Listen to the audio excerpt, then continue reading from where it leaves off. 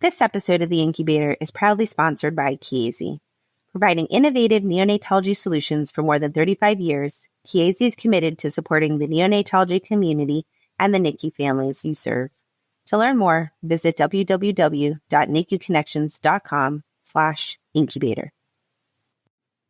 Beyond the Beeps is an incubator podcast done in partnership with ICU Baby. ICU Baby is the largest NICU support organization in the Southeast United States and provides comprehensive support to more than 300 NICU beds in the diverse metropolis of Miami. What happens in the NICU beyond the beeps? In this podcast, we pull back the curtain on the journey of NICU families and dive deeper into the NICU experience. Parents share their stories, their words of wisdom, and their hope.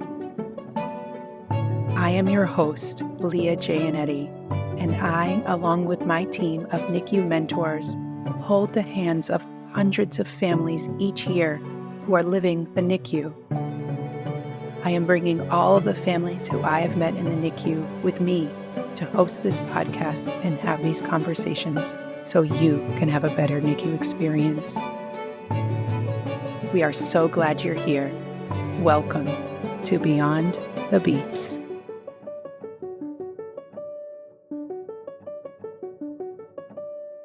I was at the bedside of a NICU mother some time ago who said to me, "Yeah, something isn't right. My baby doesn't cry like that." I asked her what she meant, and she explained what her daughter's typical affect was and how this was so different. She said her own gut instinct was telling her that her baby was in pain. I asked her if she had told anyone, and she had. And they had tried some minor adjustments, but were mostly just watching and waiting to see what this could mean. Her baby was very premature and very tiny, so intervening is a big deal at this age.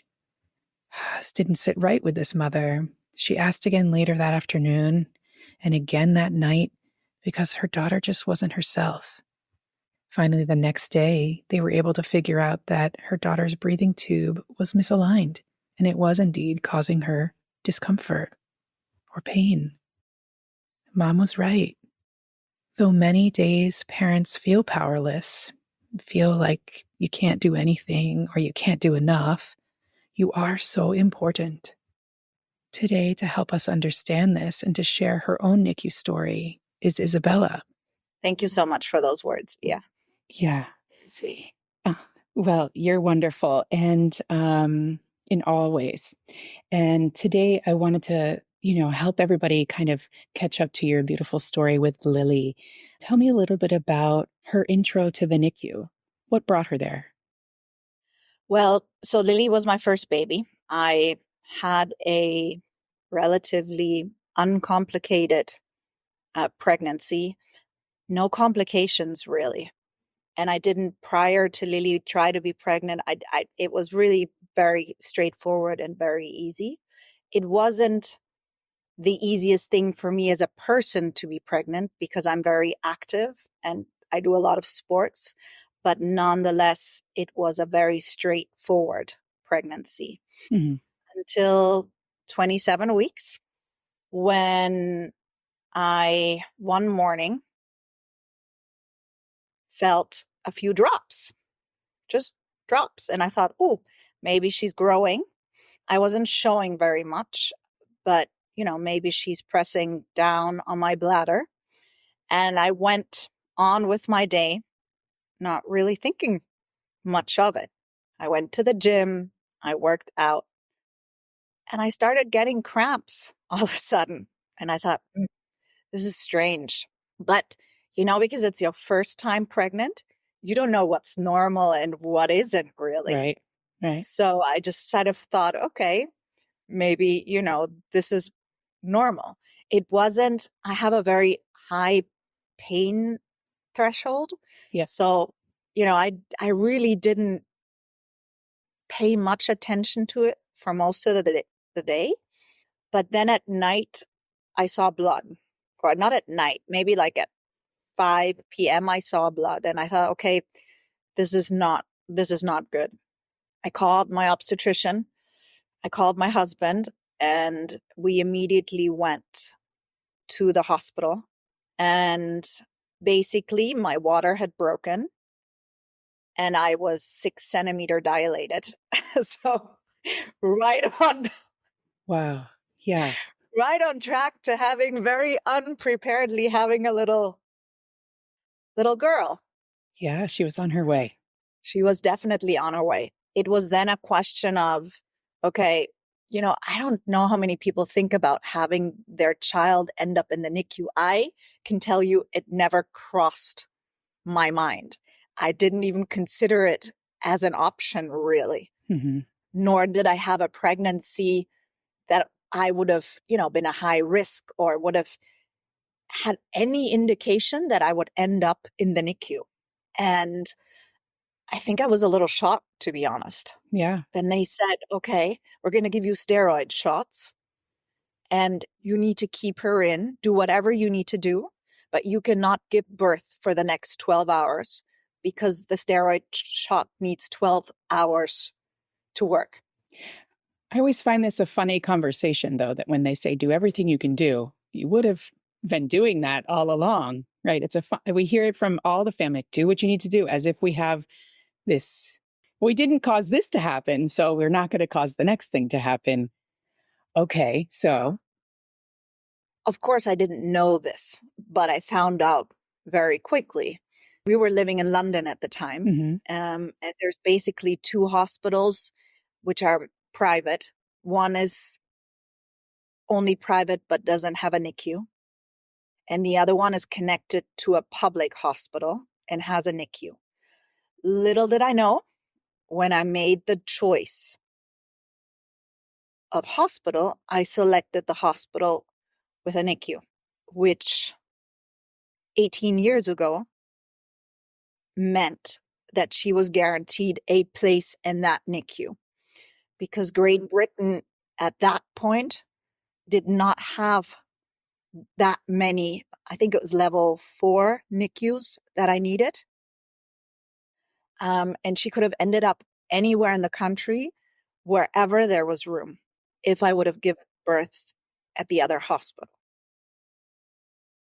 So it ended up that I actually couldn't stay in the private part of the hospital. I was put on the normal ward. I had no bag. I had nothing ready, no room ready, nothing. And I held out 12 hours, exactly 12 hours. But then it went so quick that I could get no epidural, nothing. She was born in 15 minutes. My husband didn't make it on time from home to the hospital because no one called him that. Sure, it was too fast. It was too fast. What do you remember about those first moments when you saw her? She didn't cry. She didn't cry. She didn't cry. She didn't cry. I was worried, but I was also in a lot of pain that I don't really, it was a mixture of trying to hold it together for myself, the pain and everything was going on, and being worried about her and being quite frankly overwhelmed with the situation. Yep. Did anybody tell you anything at that point? Nothing. Mark came in when she was out. Your husband? Mm-hmm. My husband. And I sent him with her to the NICU. Yeah. So he went off to the NICU. They did tell me she's okay. But you don't really know at that point in time. Yeah. How long was it before you were able to go? Because we know our mamas sometimes, you had a vaginal delivery, so. No, they had me walking immediately. They sent me after birth to shower. Okay. And I could go down. I went home the same day. Oh, wow. I gave birth to her at 7:00 in the morning. And at 4, I was discharged from the hospital. Oh, that's a little different here in the United States. Okay. So did you go to see her before you went Yeah, home?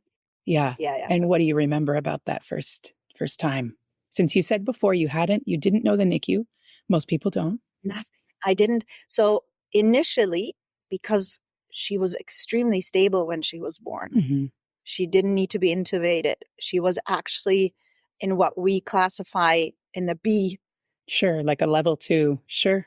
Mm-hmm. Surprisingly, her lungs were good. She was good. Her weight was decent. She was doing really well. Her eyes were still closed. She had not opened her eyes. Yep. And she had jaundice.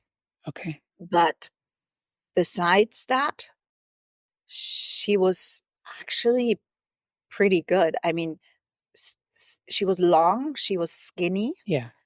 and the size of my husband's hand. Mm. I don't think you can imagine how tiny babies are, even at 27 weeks. I mean, you and I see babies much smaller than that every week, but That's tiny though. Then it's something, and it's a thing that I know they do sometimes is to take sterilize a wedding band and put it on your baby's leg for that idea of how big they are, that the comparison. And you have your husband's hand. It's, yeah, yeah. Wow. Okay. yes. So because you had chosen this hospital, were you nearby? Were you living nearby the hospital? Yeah, 15 minutes. Okay. It was not, you know, London traffic depending, but Mm, it was relatively close to home and easy to reach and easy to go to. So that was no constraint, luckily. But had I not chosen, little do you know sometimes the choices you make and what big consequences they can have. right. Yeah. We're hearing that more and more. The more people we talk to, even here, is that. And how did the beginning of Lily's course go? Like, what was she working on at the beginning? You said she was pretty stable. Well, blue light, we Mm-hmm. were able to hold her very quickly. I remember the second day being able to do kangaroo care. Wow. I mean, that's, for a 27 weeker, that's very quick. She was doing really, really well. Obviously, she was connected to machines and there was constant beeps and, she had DSATs, but nothing concerning at all. Nothing concerning. Nothing where you would think we would be heading down the path we went down. Yeah. Let's talk So, about that path. yes. Yeah. We'll take our time with it. So we had about 4 good days. Mm-hmm. She was on antibiotics. They took her off the antibiotics. Mm-hmm. She was feeding at that point. They had started She was feeding at that point. breast milk or I formula. immediately got, yes, only breast milk. Mm-hmm. I immediately got a pump, put myself on a schedule, was immediately successful, had no issues. So she was feeding at that point, obviously through a cannula through the nose. Mm-hmm. And then by day 5, she was desatting a lot. A lot. A lot. And I remember thinking, this is strange. She's not like that. And then came day 6 and it got worse. And I remember the doctors telling me, it's normal. NICU babies have, ups and downs. Don't worry. It was to be expected. And they were almost, I guess they were trying to calm me down, but I clearly knew that something was going on. I don't know how, but I guess you have that initial instinct with your baby that if something's going on. I knew that something was wrong.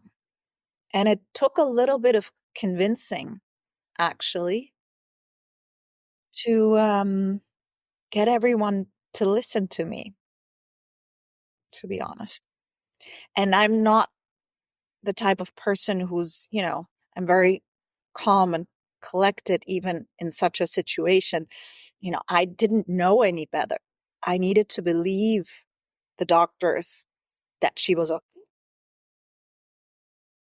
So we went home on day 6 in the evening. I would spend most days from morning to night, and my husband would come at night to the hospital after work. We got a call at about 4 a.m. that we needed to come to the hospital immediately, that things had taken a turn for the worst. We didn't know what that meant at first. So we arrived. She was at that point in NICU. There were about 8, 9 people on her, around her. She was intubated. They were putting in a line. And we were told very quickly, she looked completely deformed. So she had completely inflated. Her tummy was completely like she had a balloon inside of her. And they said, so she's full of gas.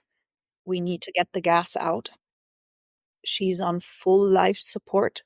We cannot do more for her than we are doing. You need to go to the family room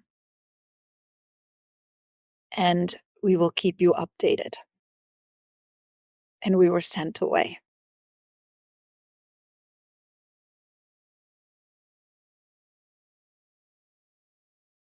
Another painful separation to watch your baby fighting. It came very unexpected. It came, you have that initial wake up call when you deliver and they tell you, and she ends up in the NICU. But then everything went well. We were like, okay, we might need to wait for her to grow and to be ready, but we didn't expect, to have a hiccup like we did. Yeah. It was hard. It was very hard. And they told you, go to this room and what? And we sat there and we talked amongst each other and we tried to be there for each other. Luckily, we have an ability that when one is very low, the other one is strong and vice versa. So we were able to accompany each other and find, some sort of common denominator that whatever's meant to happen will happen. In the sense, it's in God's hand. We turned to our faith in that second. Consciously, I think for the first time in our lives. There's nothing more spiritual, I think, than birth and then being on the edge of what they're offering to you, which would be death, By the time we arrived to the hospital, had resuscitated her twice. So she had coded twice. And the first update after the hour, they had to resuscitate her in that time one more time. So, we knew it was a question of life and death. So the 80% I was given as the day I walked into the hospital of survival rate didn't look so 80% any longer.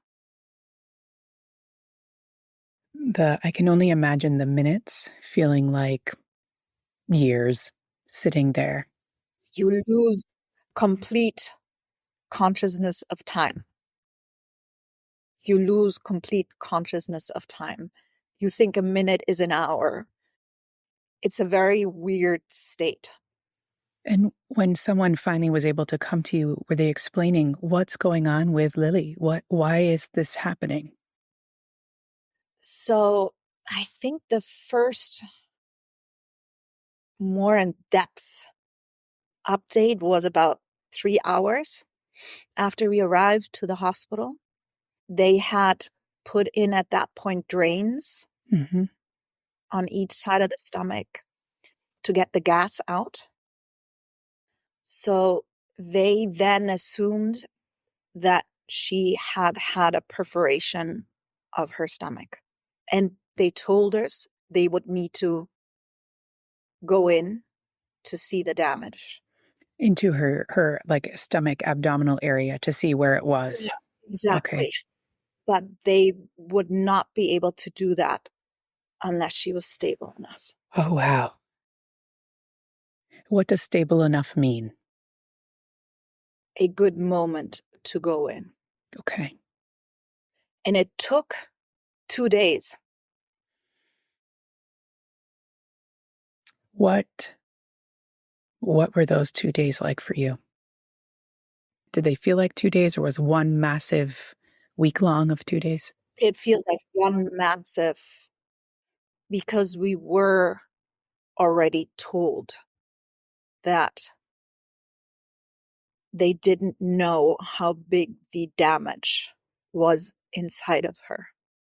And they could not tell us whether it was repairable. They were very clear with us.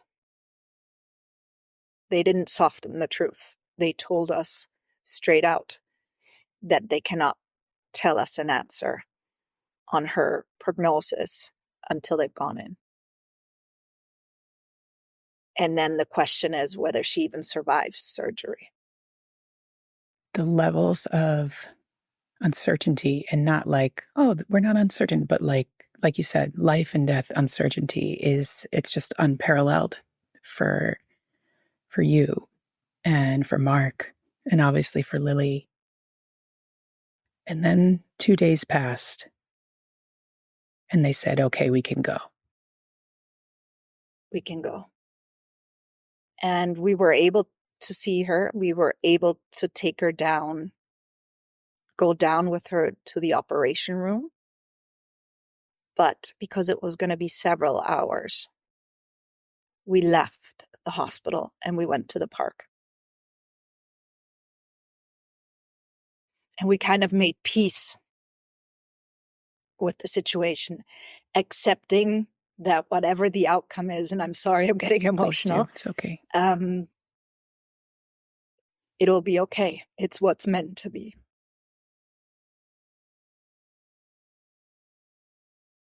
It was hard. It's something that these are things parents shouldn't have to live through. It's being faced in parenthood with the most challenging experience, and your courage and compassion to say, we need to go and be in nature and sit in this park and connect. Mm-hmm. Connect with God. And that is something that I think the NICU has to be sterile, right? And it has to be so sort of devoid of the earth in a way. It's otherworldly, sort of supersonic. Yeah. And trusting yourself to go there to seek that comfort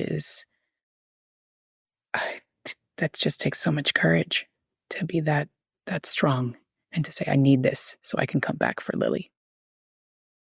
Yeah. Hoping we could come back to her. Yeah. Hoping. We did. Yeah. Yeah. Hope. Luckily we were two. Luckily we were able to help each other in that conversation and in those moments, because we didn't have family around. It was just the two of us.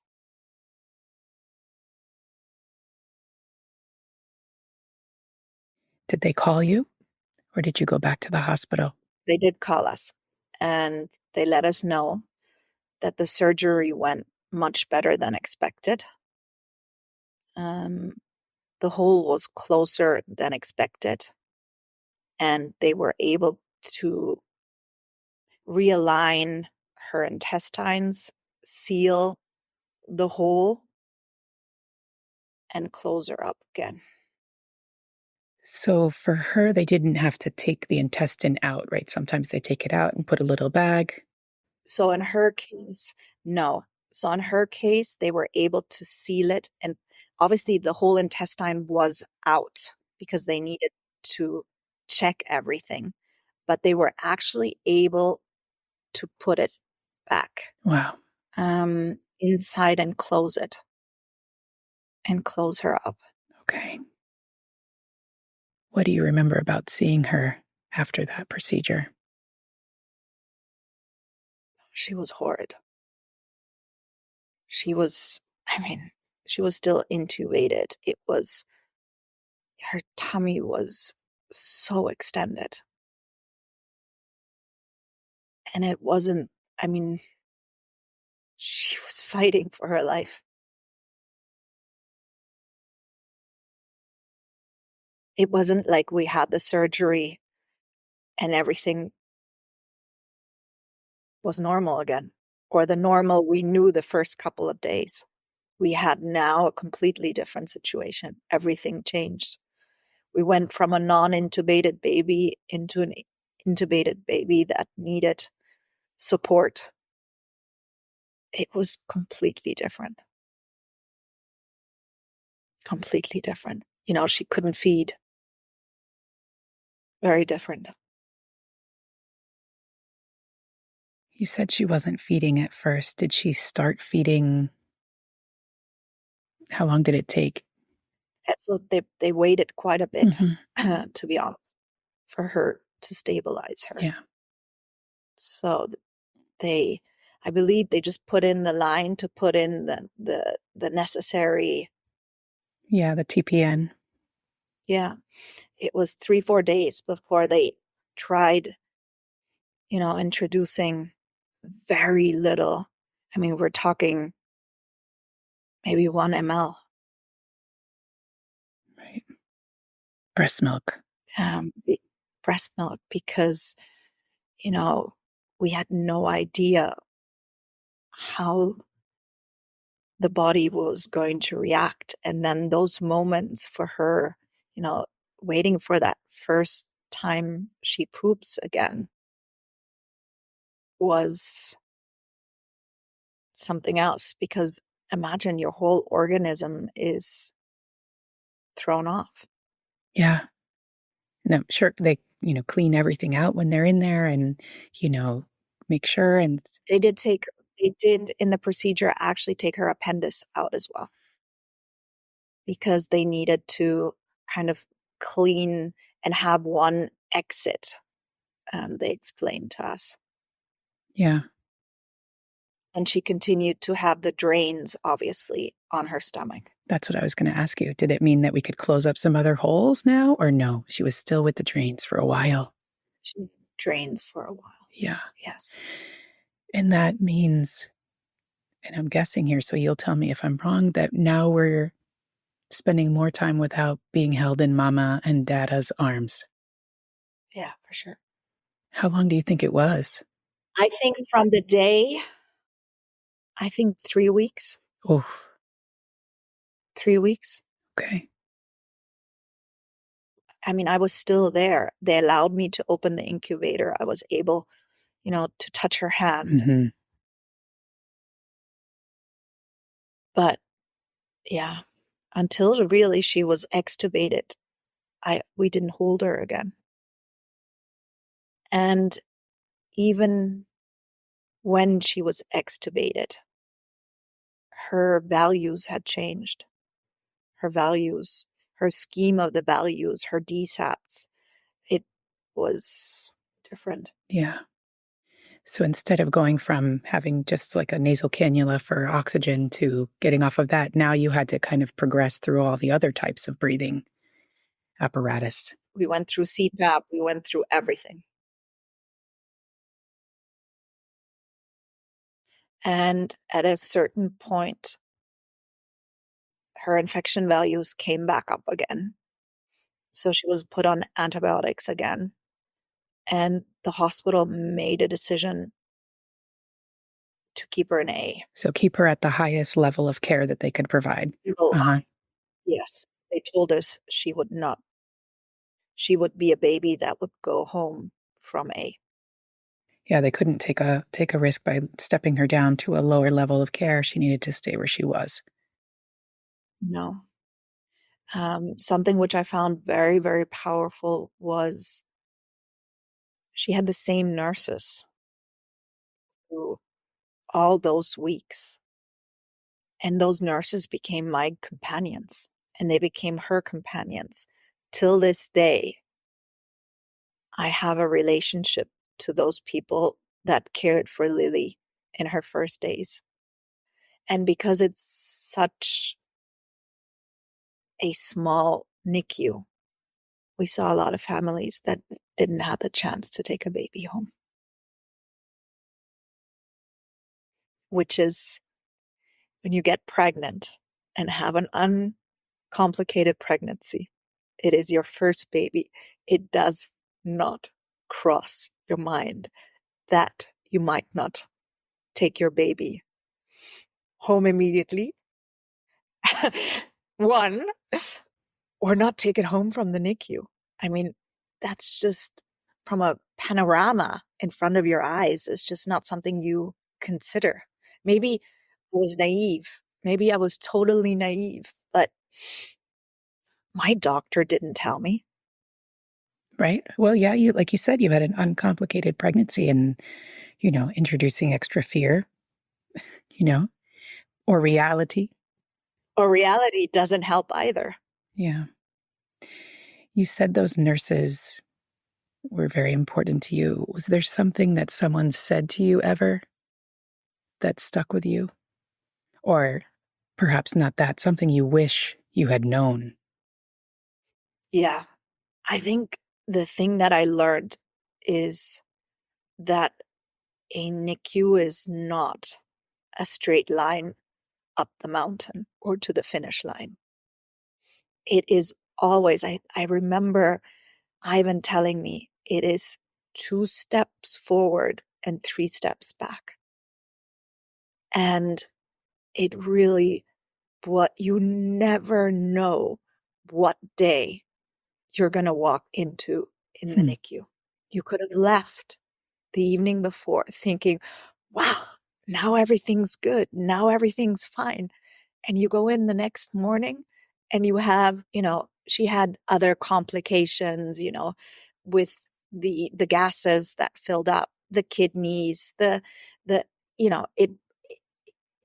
found blood in her brain, there were so many other things because she was born early, because she had the complications that she had, that, you were on constant alert mode because of that roller coaster. You're never relaxed thinking, oh my God, okay, this is going to be fine. Because no one can guarantee that it's going to be fine. I think that's something that is so important for everyone, parents and medical teams, and everyone to know, because, sometimes medical staff, nurses say, just relax, mom, just calm down. It's fine. Right. And there's no way, because like you said, you left Lily one way and came back and it was a whole different day. And we see that a lot. Sometimes we say, not even a whole day, take it half day at a time. Because babies are changing a lot. For sure, an hour. The change can come in an hour. So, as a parent, your baby cannot talk. I think it's really important for parents to have a voice. I think the how is important, how you voice things. But if you have questions, if you have doubts, if you see something that just causes you to, Something doesn't feel right. Doesn't feel right, it's okay to ask, and it's okay to get help, and it's okay to ask twice. I think it's important, because you are your baby's only communicator. I was wondering how that felt for you when your mother instinct was telling you something's wrong here. Something's wrong with Lily. You said to me before at other times, I was sitting by her bedside, and by day 4, I knew her, and something didn't seem right. And have you been able to make peace or not? Or to think about, gosh, something didn't feel right that day, and it took 2 days. How did that resonate with you? When Lily was discharged, I had a conversation with the head pediatrician in the NICU. And she told me that she was sorry that she didn't initially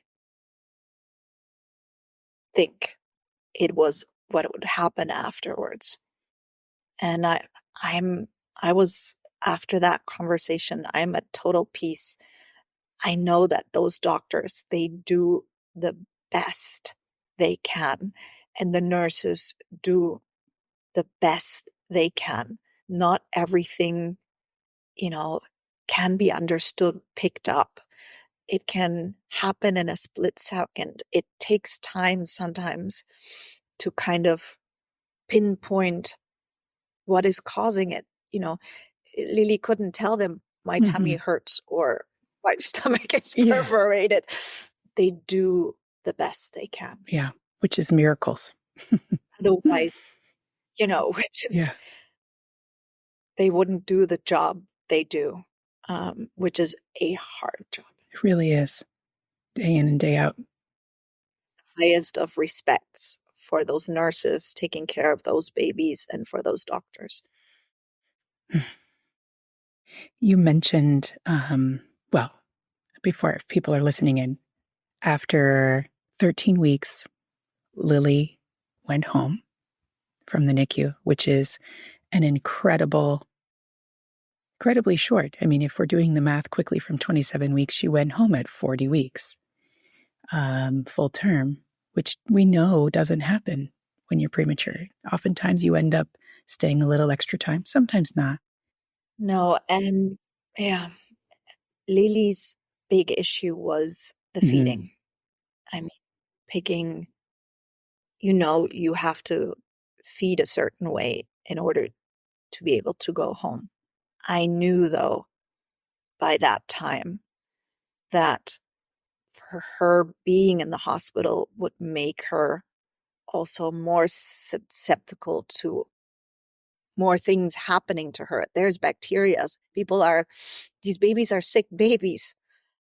And as much as you try that nothing passes between one, or a baby doesn't get something, you want to be able to take your baby home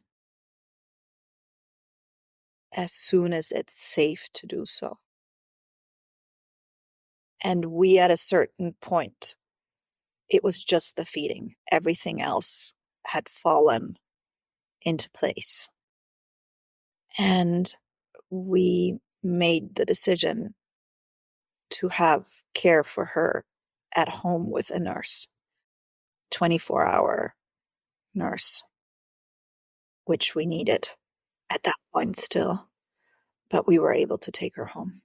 So that's an opportunity that, gosh, I really wish was available for more folks. It's an incredible financial burden, right? Understandable to invest in if you could. The only thing, I'm very thankful my parents helped you out with that. helped with that, because Mark and I wouldn't have been able to afford Right. it. I mean, that when you had shared this with me, I was like, wow, how amazing.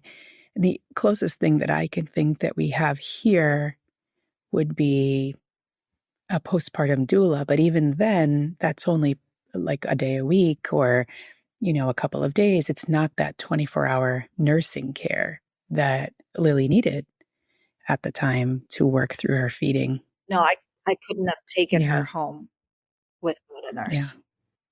And was she feeding by mouth at that time, or did she still have a tube?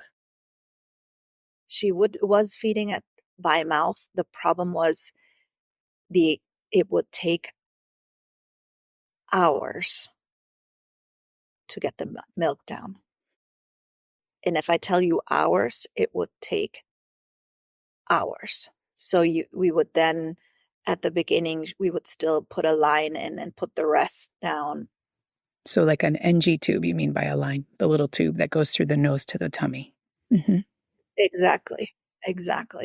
Because that was the only way. Okay. How long were you doing that for?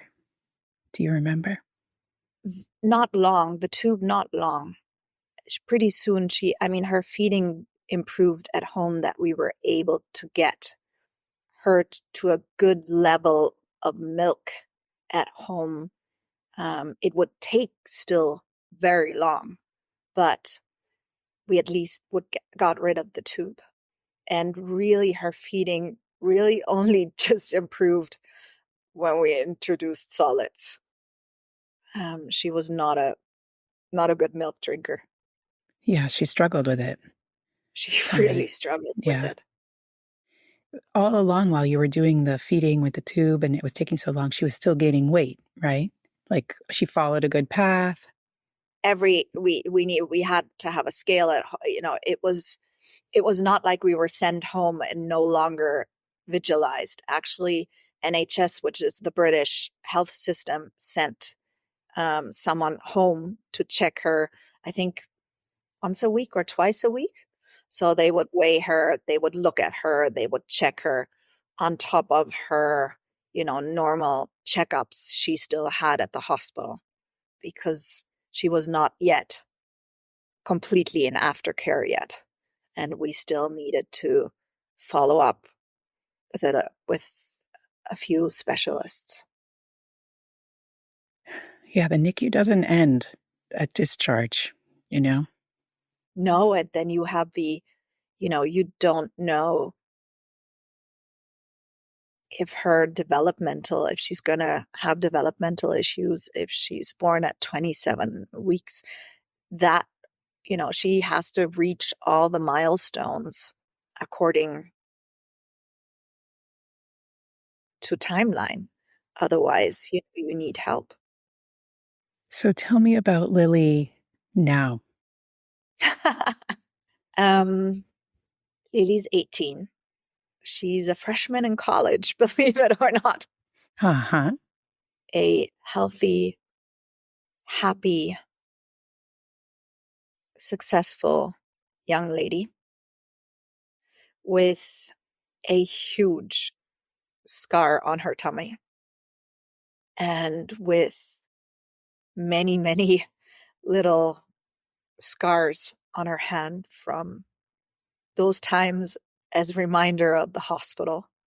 But that's part of her story. Yeah, this is always the part that makes me teary-eyed when we talk about the Yeah. big kids.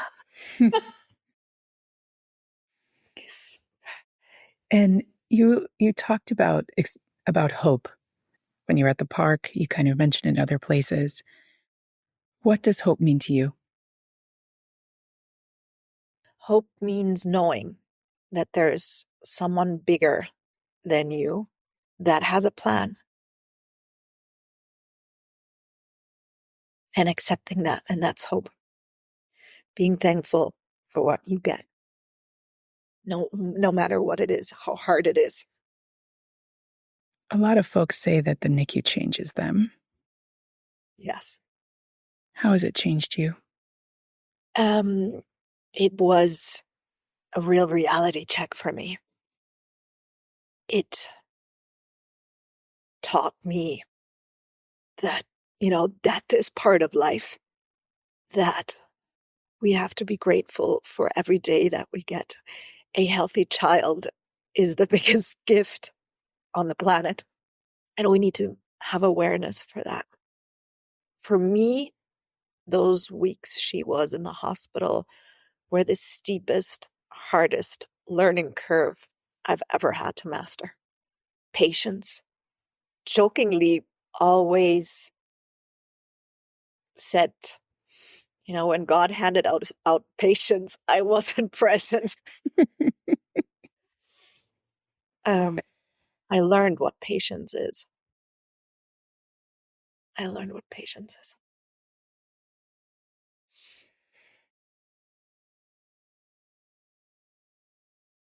You shared today just so much love and so much wisdom and hope and so many things with us. And I'm just incredibly grateful. If there's something you missed or something that you want to reaffirm as, words of wisdom you would give someone who's sitting by their bedside, their baby's bedside now, or supporting someone who's in the NICU, what do you think that would be? You are your baby's advocate. Remember that. Trust that you know your child, and it's okay to ask for help when you think something's wrong.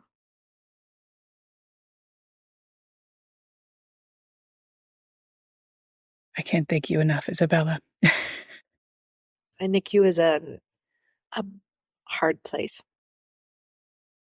And my heart goes out to everyone that has a similar experience.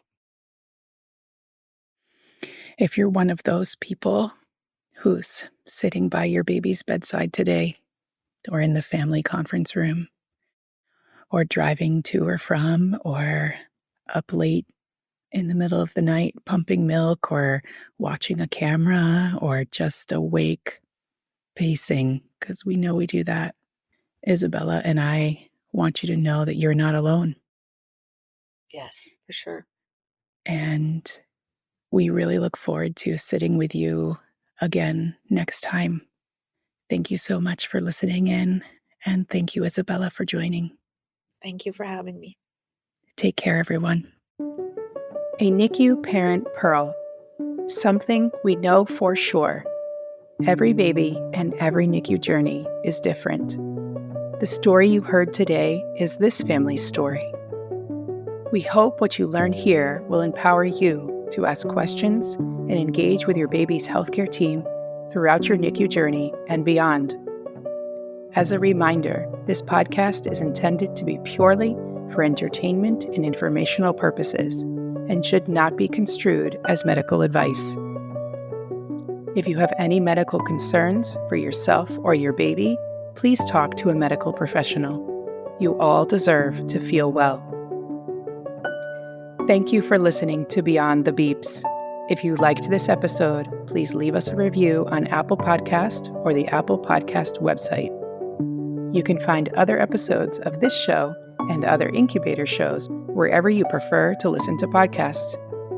We would love to hear from you, so feel free to send us questions, comments, or suggestions to our email address, director@icubaby.org. You can also message the show on Instagram, Twitter, or through our website at icubaby.org. Thank you.